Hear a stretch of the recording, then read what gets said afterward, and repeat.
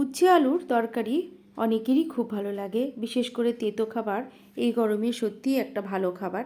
আজ আমি আপনাদের সঙ্গে উচ্ছে আলুর একটি রেসিপি শেয়ার করছি। এখানে 300 গ্রামের উচ্ছে আছে, আর দিয়েছি দুটো আলু। উচ্ছেগুলোকে খুবই পাতলা পাতলা করে কেটে নিতে হবে, আলুগুলো খুব ছোট ছোট করে কেটে নিতে হবে। গ্যাসের উপর একটা কড়াই বসিয়ে দিয়েছি। কড়াই গরম হলে আমি এখানে অল্প তেল দিয়ে এবার প্রথমে উচ্ছেটাকে ভেজে নেব। এই দেখুন, এবার দিচ্ছি হাফ চামচ নুন আর খুবই অল্প হলুদ। এবার আমি এটাকে ভাজতে থাকবো। অন্যদিকে একটা মশলা তৈরি করে নিচ্ছি।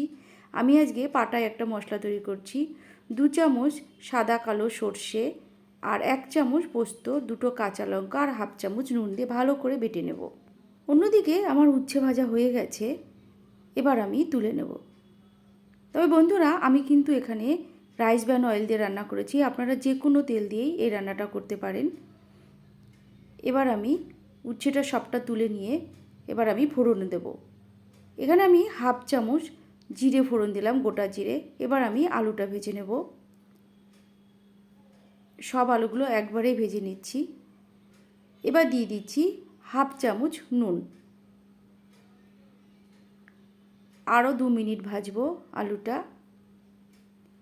আলুটা ভাজা হয়ে গেছে, এবার আমি ভাজা উচ্ছেটাও দিয়ে দিলাম।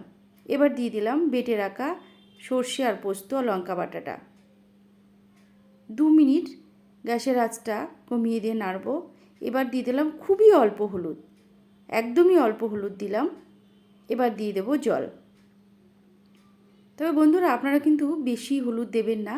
বেশি হলুদ দিলে, বিশেষ করে সর্ষে আর পোস্তর মধ্যে বেশি হলুদ দিলে খাবারটার একেবারেই টেস্ট থাকে না রান্নাটার। এবার আমি একটা ঢাকনা দিয়ে ঢেকে দিচ্ছি 2 মিনিটের জন্যে। ঢাকনা খুলে দেখব কতটা ঝোল আছে। ঝোলও কমে এসছে, এদিকে সেদ্ধ হয়ে গেছে। এবার আমি নামিয়ে দেব। এই দেখুন, রেডি হয়ে গেছে।